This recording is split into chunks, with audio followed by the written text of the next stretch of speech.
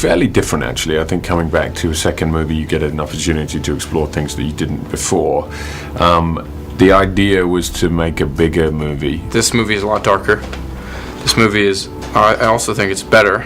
You know, the action is bigger and better, and there are even more all-star actors and actresses in it. So I think it's just a great movie. I think what you're going to expect with this second movie is a journey which doesn't really stop. The great thing about doing this film is that you've already had the setup, you've already kind of introduced the world, so you don't need to do that really. You don't need to waste any time in that sense. So you can kind of kick off from square one and kick off kind of as hot as possible. The challenges were really coming back to a character that you've already played, but making sure that you were able to explore things that were different and new from the first, you know, not to repeat anything that had happened in the first film. It was much different to do this film, because the world is bigger, and so the scope of what Triss is going through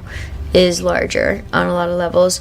In the first film, she loses her parents and she loses her best friend. So in this movie, she's dealing with not only the external circumstances that are in front of her, but also the PTSD that's running through her veins. For me and the part of Peter, he was different in that in this one he's a little more.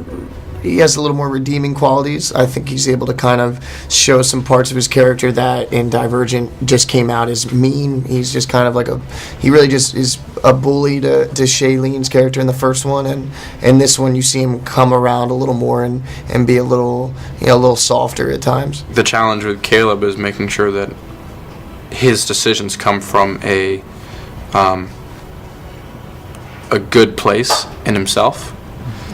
And that it's not, him, he's not a villain.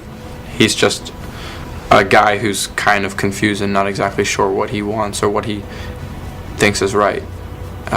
He should be conflicted, but his decisions should eventually come from what he thinks is right.